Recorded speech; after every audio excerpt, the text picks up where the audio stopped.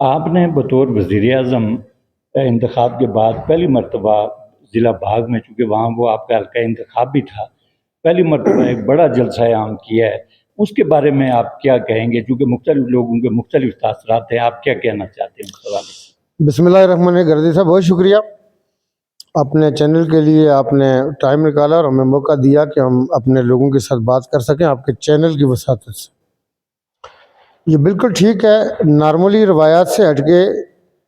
لوگ پریفر یہ کرتے ہیں کہ جب پرائم منسٹر الیکٹ ہونے کے بعد آزاد کشمیر میں وہ سب سے پہلے اپنے حلقہ انتخاب یا اپنے ضلع کا دورہ کرتے۔ میں نے اگر آپ یہ دیکھیں تو الیکٹ ہونے کے بعد جو سب سے پہلا دورہ کیا تھا وہ کوٹلی کا تھا۔ کوٹلی آزاد کشمیر کا سب سے بڑا ضلع ہے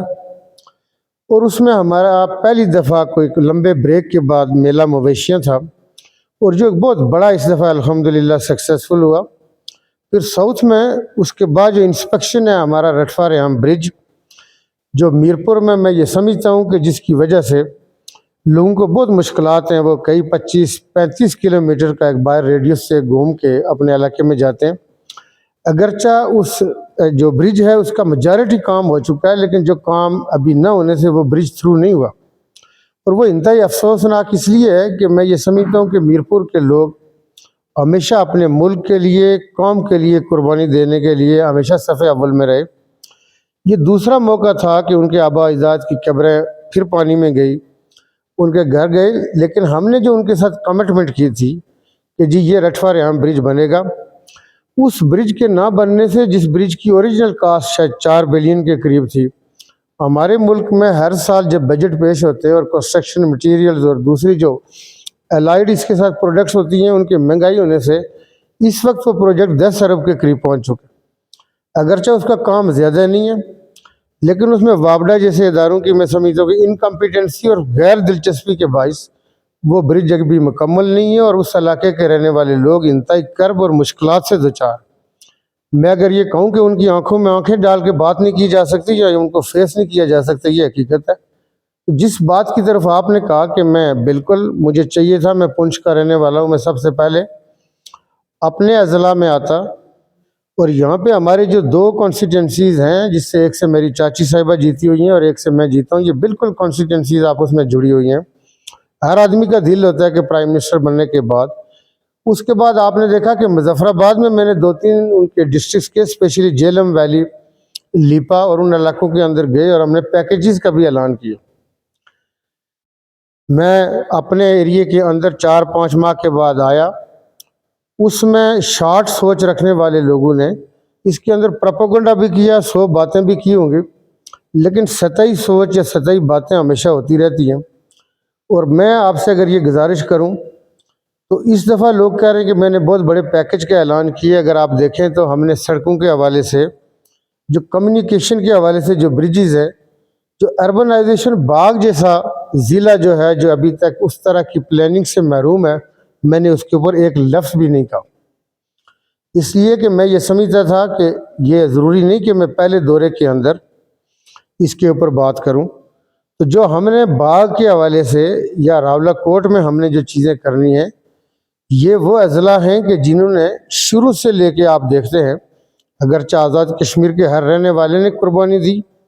ہر خطے میں قربانی کا حصہ ہے، لیکن جو اعزاز پنچ کو حاصل ہے وہ کسی اور کو نہیں ہے۔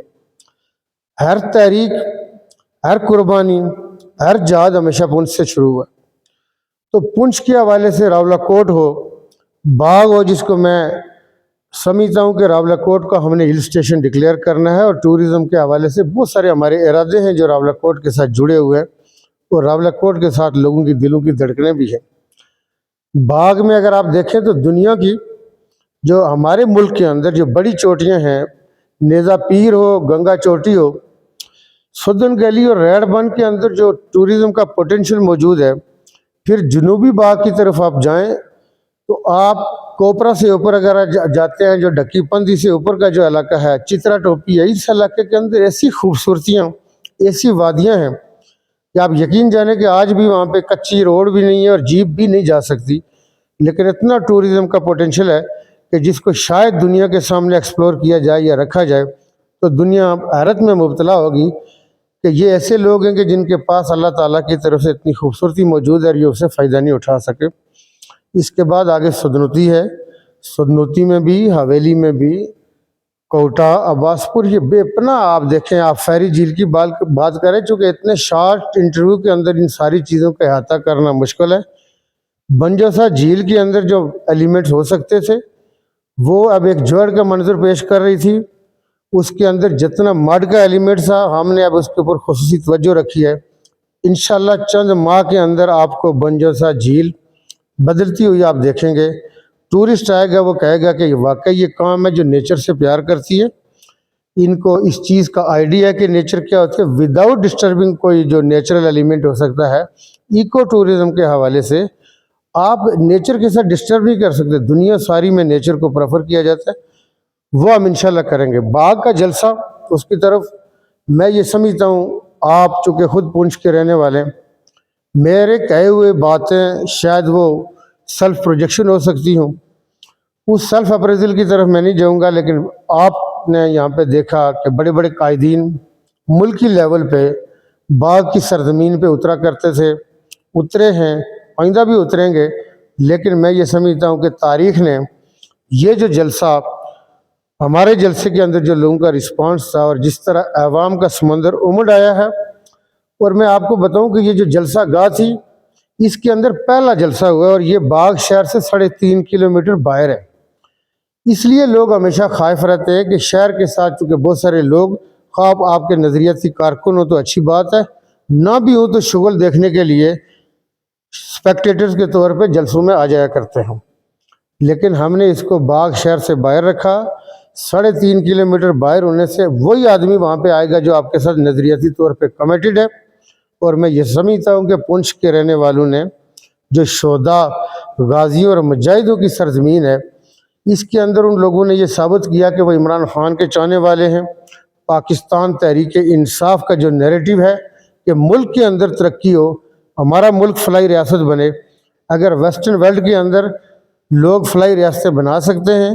لوگوں کے لیے، کہ جو گورنمنٹ بنتی ہے وہ لوگوں کے لیے بنتی ہے، حکومتیں لوگوں پہ احسان نہیں کرتی، ان کا کام ہی یہی ہے کہ وہ لوگوں کو ریلیف دیں، تو میں یہ سمجھتا ہوں کہ الحمدللہ پونچھ کے رہنے والوں نے یہ ثابت کیا کہ وہ عمران خان کے چاہنے والے ہیں، عمران خان کے ساتھ کھڑے ہیں، اور اس کے نظریے کے اوپر وہ اس کے ساتھ کمیٹڈ ہیں۔ اس تاریخ نے، اس جلسے نے یہاں کی تاریخ پلٹ کے رکھ دی ہے۔ جو اس جلسے سے خائف ایلیمنٹ ہے اس کو آپ سوشل میڈیا کے اوپر دیکھیں گے کہ وہ بے پر کی اڑایا کرتے ہیں، لیکن میں یہ سمجھتا ہوں کہ جھوٹوں کو، جو جھوٹی باتیں کرتے ہیں، جھوٹے ہوتے ہیں یا برداشت کا معاہدہ کم ہوتا ہے، ان کو تاریخ خود جواب دیتی ہے۔ اس جلسے نے ان تمام لغویات کو یا ان تمام ایسی فضول پرسیپشنز کو رد کر دیا، اور آپ نے یہ دیکھا کہ یہ حالیہ سالوں میں ایسا بڑا جلسہ پونچھ کے کسی بھی ضلع میں یا کسی بھی جگہ پہ نہیں ہوا، تو میں یہ سمجھتا ہوں کہ یہ بہت خوش آئند ہے۔ لیکن باغ کے ہوں، راولاکوٹ کے ہوں یا حویلی سدنوتی کے رہنے والے، میں نے ان کے لیے اور پورے آزاد کشمیر کے لیے کرنا ہے۔ آزاد کشمیر بدلے گا، آزاد کشمیر وہ ہوگا جو آپ کے خواب ہیں، آزاد کشمیر وہ ہوگا جو میرے خواب ہیں۔ اچھا، چونکہ اب بلدیاتی انتخابات بھی آ رہے ہیں، آپ چونکہ پارٹی پریزیڈنٹ بھی ہیں وزیر اعظم کے ساتھ ساتھ، آپ کیا سمجھتے ہیں آپ کی حکمت عملی کیا ہوگی مستقبل کے حوالے سے؟ دیکھیے، بلدیاتی الیکشن کے حوالے سے ہم بہت کمیٹیڈ ہیں، چونکہ 32 سال سے بلدیاتی الیکشن آزاد کشمیر میں نہیں ہوئے، اور بلدیاتی جو باڈیز ہوتی ہیں یہ ہمیشہ ریاستی یا قومی سیاست کی نرسریہ ہوتی ہے، اور اس سے لیڈرشپ گروم ہو کے سیاست سیکھ کے جمہوریت سیکھ کے اوپر آتی ہے۔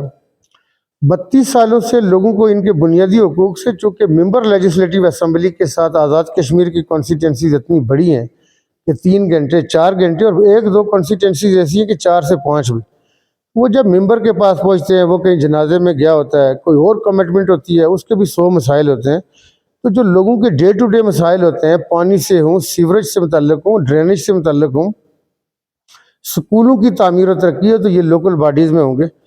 چیئرمین تحریک انصاف اور قائد پاکستان عمران خان لوکل باڈیز کی امپاورمنٹ پر یقین رکھتے ہیں، اور وہ یہ سمجھتے ہیں کہ لوکل باڈیز کے پاس اختیارات ہونے چاہیے کہ وہ اپنے ریونیو بھی جنریٹ کریں اور لوگوں کے مسائل کو بھی حل کریں۔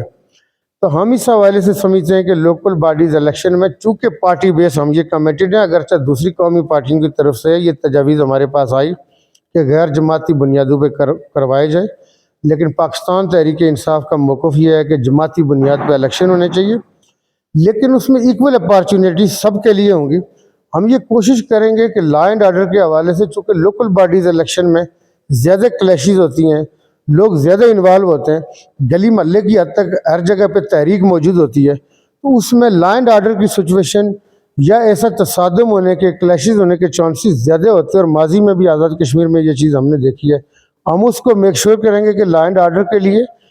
اچھا انوائرمنٹ ہو، اور اس کے ساتھ ہر پارٹی کو ایکول اپارچونیٹی ملے کہ وہ اپنے کینڈیڈیٹس کو میدان میں اتاریں، اور لوگوں کو اختیار یہ ہوگا کہ وہ جس کو چاہیں منتخب کریں۔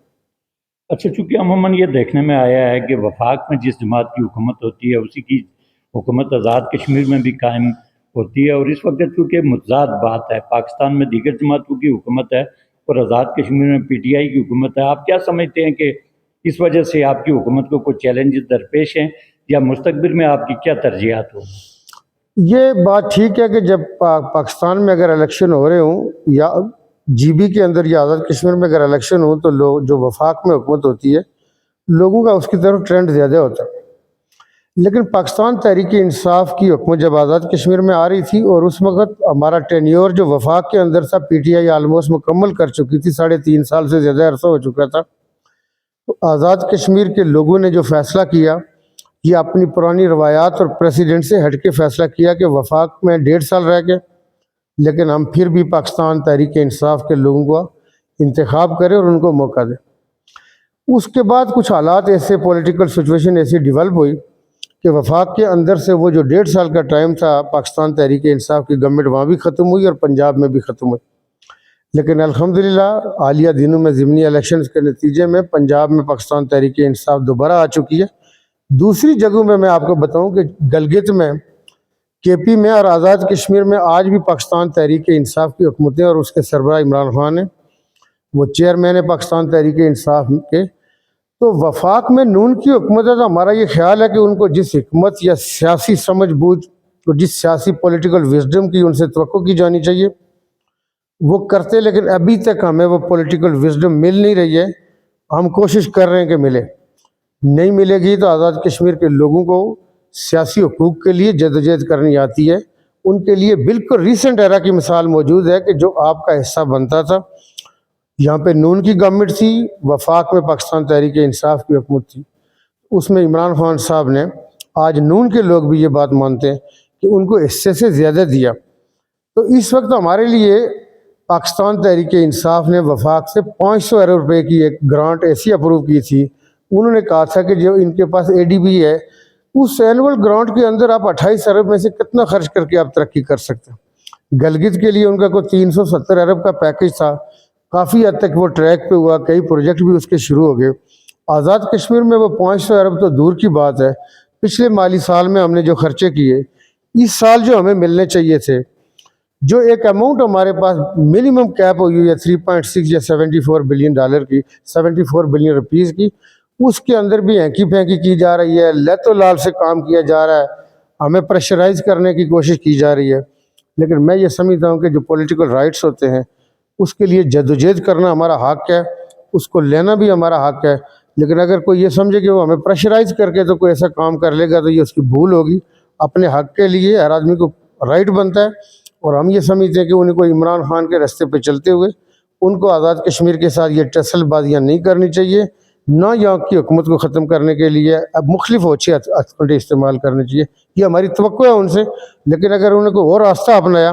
تو ہم پولیٹیکل لوگ ہیں، ہمیں بھی ہر طرح کا اختیار ہے، ہم بھی ہر طرح کا راستہ اختیار کریں گے۔ اچھا، ایک آخری سوال ہے آپ سے کہ چونکہ اپوزیشن جماعتوں کا یہ کہنا ہے کہ آزاد کشمیر میں 15ویں آئینی ترمیم کی جا رہی ہے، اور ٹورزم ایکٹ کے حوالے سے بھی خدشات ہیں لوگوں کے، عوام کے، اپوزیشن جماعتوں کے بالخصوص، تو اس کے بارے میں آپ کیا کہیں گے؟ دیکھیے، بنیادی طور پہ جو 15 امینڈمنٹ ہے وہ ٹورزم سے متعلق اس کا کوئی لینا دینا نہیں تھا۔ آزاد کشمیر میں یہ ہوا کہ جو پچھلی گورنمنٹ نے کچھ امینڈمنٹس ایسی کی کہ جس میں ایک تو 13 امینڈمنٹ ہے جس کو میں نے اسمبلی کے فلور پہ اور ہر جگہ پہ اپریشیٹ کیا، آپ کی ٹیکس کلیکشن کے حوالے سے آپ کے فائنینشیل میٹرز کے حوالے سے آزاد کشمیر گورنمنٹ کے پاس اختیار ہونا چاہیے تھا، اور وہ راجہ فاروق قادر خان صاحب کی گورنمنٹ نے اپنی اس وقت کی لیڈرشپ کو کنونس بھی کیا اور وہ اختیار لے بھی گئے، اور چونکہ راجہ فاروق قادر خان صاحب ایک دلیر آدمی ہیں، دلیرانہ فیصلے کر بھی سکتے ہیں، کرتے ہیں۔ گزارش یہ کہ 15 امینڈمنٹ کے اندر چونکہ پابندی یہ لگا کے راجہ فاروق قادر خان صاحب کے آئندہ آنے والی جو بھی گورنمنٹ ہوگی وہ 16 منسٹر رکھے گی، 2 اسپیشل اسسٹنٹ ہوں گے اور 2 ایڈوائزر ہوں گے، جبکہ آزاد کشمیر کے اندر 24 وزارتیں ہیں۔ اگر آپ کے 16 یہ لوگ ہوں گے تو 24 وزارتیں، لیکن یہ جو وزارتیں ہیں یہ بہت ساری اس میں ایسی وزارتیں ہیں کہ جو آج سے 40 سال پہلے تخلیق ہوئی تھی۔ اس وقت حالات کے حوالے سے میں یہ سمجھتا ہوں کہ بہت ساری وزارتیں فردر کریٹ ہو سکتی ہیں۔ آپ بہتر ریفارمز، آپ یہ دیکھیے کہ بہت ساری چیزوں میں ہمیں پوزیسو ہونے کا بہت بڑا شوق ہے۔ افغانستان جیسا لٹا پھٹا ملک جس کی اکانومی آپ کے سامنے ہے، جس کی زراعت آپ کے سامنے ہے، جس کی عام لائف بیسک یوٹیلیٹیز، اور وہ بھی 32 صوبے ہیں افغانستان کے اندر، ہمیں ایسی بڑی اکائیاں بنانے کا، اختراع سینٹرلائز کرنے کا، دیکھیں اختراع 1962 کا آئین جو تھا، اگرچہ 56 تک جو میں کہتا ہوں کہ آپ قرارداد مقاصد کے تحت ملک چلایا، ان نالائقوں سے کوئی پوچھے کہ آپ آئین کیوں نہیں بنا سکتے تھے، کیوں نہیں بنا رہے، لیکن وہ اپنی چکروں میں تھے اور 56 تک قرارداد مقاصد کے ساتھ ملک چلایا، اور جو 56 کا آئین لے آئے اس میں کئی حکم تھے، اور اس میں 2 چونکہ یونٹ ہونے کی بنیاد پہ میں یہ سمجھتا ہوں کہ ہمیں بنگلہ دیش کے پوائنٹ آف ویو سے ہمیں نقصان ہوا، لیکن بنگالی بھائی جو تھے پھر بھی انہوں نے برداشت کیا۔ جو 1962 کا آئین آیا، اس 1962 کے آئین کے اندر اگرچہ میں یہ سمجھتا ہوں کہ جو آپ کی انڈسٹریلائزیشن ہے، آپ کے یہ ڈیمز ہیں، تربیلا ہو، منگلا ہو، بہت سارے چیزیں، اور کیپٹل کا شفٹ ہونا کراچی سے اسلام آباد میں، ایوب خان صاحب کو اللہ تعالیٰ بخشے، ان کو کئی کریڈٹ دیے جا سکتے، لیکن آئین کے حوالے سے میں یہ سمجھتا ہوں کہ اس کے اندر ایک حکم یہ تھا کہ تمام پاورز جو تھی وہ سینٹرلائز کر دی گئی۔ جب سینٹرلائز کی جاتی ہیں تو دنیا میں جو کہ پریزیڈنٹ جو ہوتا ہے وہ ڈائریکٹ منتخب ہوتا ہے، پارلیمانی نظام میں پرائم منسٹر ڈائریکٹ منتخب نہیں ہوتا، تو وہ جو سینٹرل سسٹم ہے اس کی وجہ سے ملک کے اندر ڈپرائمنٹ پھیلی، اور اسپیشلی بنگلہ دیش میں ان کو یہ لگا کہ ہمارے پاس کچھ نہیں ہے۔ آج لوگ کہتے ہیں یہ دور سے یہ نزدیک سے 23 سال ہم اکٹھے رہے، اور آپ میرار پاکستان اس کی گواہی دیتا ہے کہ اس قرارداد 23 مارچ والی کے پیچھے بنگالیوں کا کیا رول تھا۔ آج بھی بنگالی اس ظالم خاتون کے ہاتھوں پھانسیوں پہ جھول رہے ہیں، تو اس کا مطلب بنگالی غدار نہیں تھے، وہ دشمن نہیں تھے ملک کے ساتھ۔ بعض اوقات قوانین کے اندر ایسی چیزیں کی جاتی ہیں کہ جس کی وجہ سے، چونکہ جنرل یحییٰ خان نے بھی ایک جو آئینی کمیٹی بنائی تھی، اس کو کہا تھا کہ صدر کے عہدے کی میعاد کم از کم 15 سال رکھے، تو اس میں جو ہے نا ہزاروں خواہشیں ایسی کہ ہر خواہش پہ دم نکلے۔ آپ اپنے پوائنٹ آف ویو سے نہ سوچیں، آپ یہ دیکھیں کہ کل میرے بعد کوئی دوسرا آئے گا تو کیا ہوگا۔ تو 62 کے آئین میں یہ سمجھتا ہوں کہ جو حکم تھا وہ یہ تھا کہ پاورز کو سینٹرلائز کر دیا گیا تھا۔ دوسری بات یہ ہے کہ آپ ایک اس کے اندر کوئی کیپ لگاتے، اس میں کوئی شک نہیں کہ ایوب خان کے اندر ویژن بھی تھا، ویژنری آدمی تھے، لیکن چونکہ وہ ڈیموکریٹک نہیں تھے یا الیکٹ ہو کے نہیں آئے تھے، اس کمپین کے دوران ہم نے دیکھا کہ ایسے ہمارے سیاسی لوگ تھے جنہوں نے مادر ملت کے حوالے سے کیا کچھ کیا، تاریخ کے اندر کارڈ ہے، تو اس لیول کی بد تہذیبی بھی، اور مادر ملت کس کی بہن تھی۔ تو میں یہ سمجھتا ہوں کہ جو کام ہوئے ہیں